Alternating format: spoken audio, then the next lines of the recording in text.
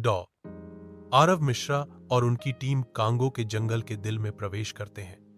एक हेलीकॉप्टर से घने हरे भरे क्षेत्र में उतरते हैं। झाड़ियों में अचानक सरसराहट समूह के माध्यम से डर की एक सिहरन भेजती है। उनके दिल एक साथ धड़क रहे हैं। आरव हाथ उठाता है, टीम को रुकने का संकेत देता है। उसकी आंखें घने पत्तों के बीच किसी भी हलचल के संकेत के लिए तलाश कर रही हैं। जंगल सांस रोक लेता है। सन्नाटा केवल उनके दिलों की धड़कन से टूटता है। आरव आगे बढ़ता है। उसकी नजर अडिग है, जंगल में छिपे रहस्यों का सामना करने के लिए तैयार। जंगल उन्हें अपनी हरी भरी वनस्पति और अदृश्य जीवों की रहस्यमय आवाजों से घेर लेता है। आरव की आंखें उत्साह से चमकती हैं, जो उसकी टीम के चेहरों पर अंकित आशंका के बिल्कुल विपरीत है। टीम के सदस्य एक दूसरे को देखते हैं। उनकी बेचैनी अज्ञात में हर कदम के साथ बढ़ती जाती है। हेलीकॉप्टर ऊपर उठता है, उन्हें विशाल जंगल में अकेला छोड़ जाता है। जंगल की आवाजें तेज हो जाती हैं। आरव आगे बढ़ता है। उसका दृढ़ संकल्प अडिग है, क्योंकि टीम सावधानी से पीछा करती है। उनकी इंद्रियां उच्च सतर्कता पर हैं। हवा नमी से भरी हुई है। नम मिट्टी और विदेशी वनस्पतियों की गंध उनके नथुनों को भर रही है। पेड़ों के बीच छायाएं नाचती हैं।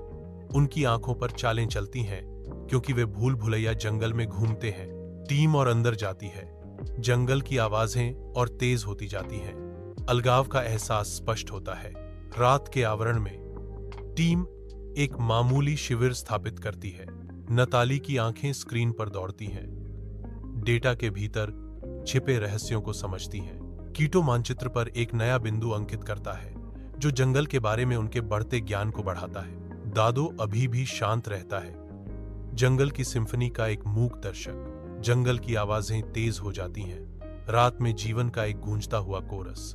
जारा अपनी कहानी समाप्त करती है, जिससे टीम समृद्ध लोक कथाओं से चकित रह जाती है। जारा अफ्रीकी लोक कथाओं की जीवंत कहानियों से समूह को मोहित करती है।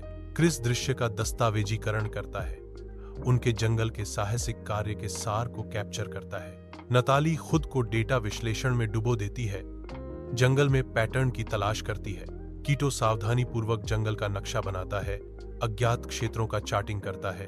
दादो चिंतनशील मौन में बैठा है, जंगल की फुसफुसाहटों के प्रति सचेत। अलाव चटकता है, नाचती हुई छायाएं डालता है, जो उनके चेहरों पर झिलमिलाती हैं।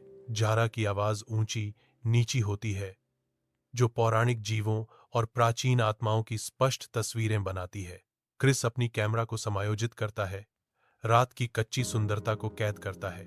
टीम जंगल में और गहराई तक जाती है, आने वाले बदलावों से अनजान। इलेक्ट्रॉनिक उपकरण विफल हो जाते हैं, जिससे टीम पर तकनीकी भेद्यता की छाया पड़ती है।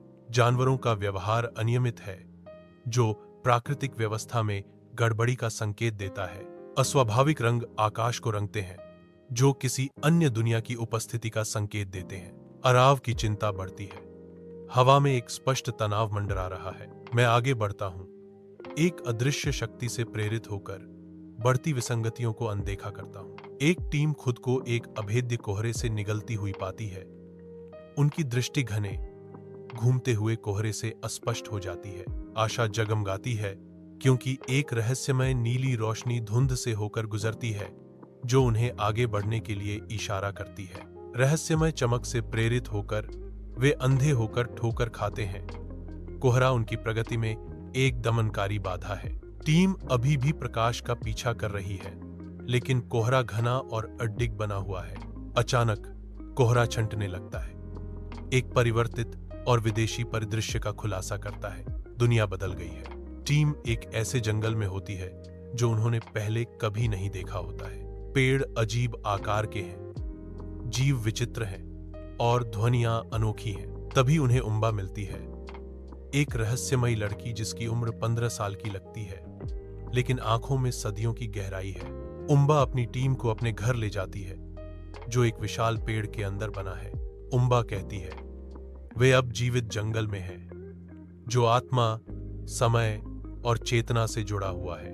वह आगे कहती है, उन्हें 7 जादुई द्वारों को पार करना होगा, जिन्हें पार करके वे जंगल से बाहर निकल सकते हैं। Team eco of the ghost पर पहुंचती है, एक ऐसी जगह जहां अतीत दुख के साथ गूंजता है। क्रिस को युद्ध के मैदान में वापस ले जाया जाता है। अपने छोटे भाई को एक बार फिर गिरते हुए देखता है। आराव अपनी मां के अंतिम दिल दहला देने वाले शब्द सुनता है, जो उसकी कथित असफलताओं की याद दिलाते हैं। ज़हरा रोती है, अपने खोए हुए भाई की याद से परेशान, जिसे जंगल ने निगल लिया। हर कोई अपने व्यक्तिगत नरक में फंसा हुआ है, अपने गहरे दर्द को फिर से जी रहा है। टीम भ्रम की घाटी में पहुंचती है, जहां जंगल उनकी गहरी इच्छाओं का स्वर्ग का वादा करता है। नेटली भ्रम में पड़ जाती है, एक ऐसी दुनिया में खो जाती है जहां उसका मृत पति फिर से जीवित हो जाता है। नेटली, यह सच नहीं है, आरव चिल्लाता है। उसकी आवाज मोहक धोखे के खिलाफ एक हताश गुहार है। वास्तविकता और भ्रम के बीच फंसी नताली फुसफुसाती है, लेकिन वह यहां है, वह जीवित है, यह एक भ्रम है, हमें जाना होगा। आरव जोर देकर कहता है, उसकी आवाज संकल्प से भरी हुई है।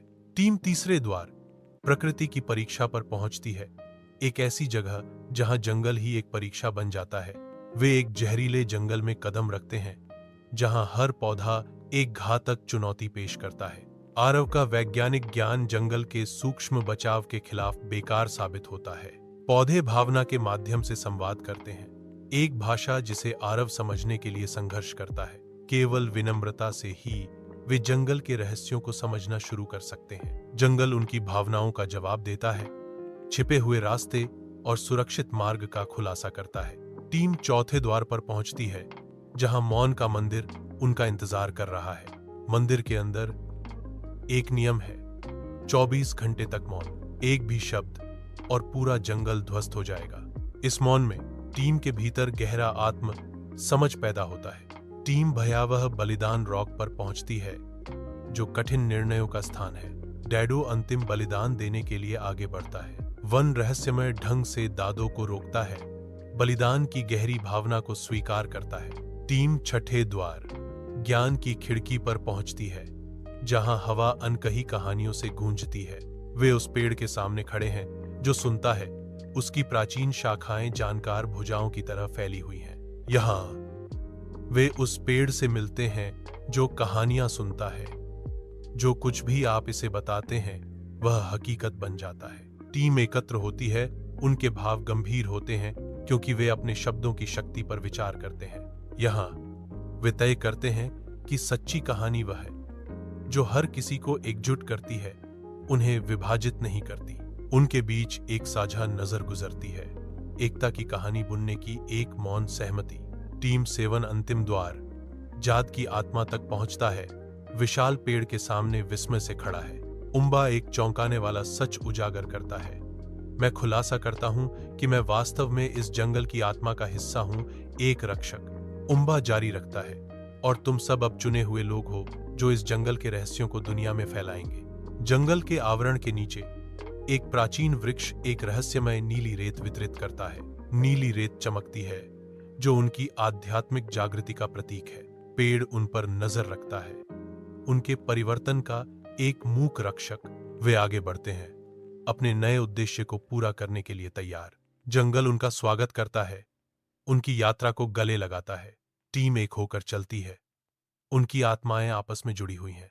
टीम इकट्ठा होती है, देखते हुए कि रेत उनके हाथों में चमकती है। वे नीली रेत को हवा में उड़ाते हैं, यह देखते हुए कि यह कैसे बिखरती है। 3 दिन बाद रेत वापस आ जाती है, ठीक वहीं बस जाती है जहां से शुरू हुई थी। उनके चारों ओर का जंगल नई ऊर्जा से स्पंदित होता है, रूपांतरित। टीम का प्रत्येक सदस्य जागता है, उनकी आत्माएं ताजा हो जाती हैं। उनका जीवन का उद्देश्य प्रकट होता है, स्पष्ट और उज्जवल। जंगल नई शुरुआत के वादे के साथ गूंजता है। वे एक साथ खड़े हैं, अपने बदले हुए भाग्य को अपनाने के लिए तैयार हैं।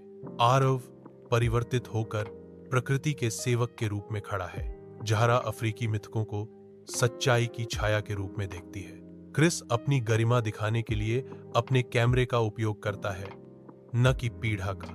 दादो जंगल की ओर मुड़ता है, उसकी आंखें संकल्प से भरी हैं। यह मेरा घर है, दादो घोषित करते हैं। उनकी आवाज गहरी दृढ़ता से गूंजती है। जंगल गूंजता है, जैसे मुस्कुरा रहा हो, अपने लौटते बेटे को गले लगा रहा हो।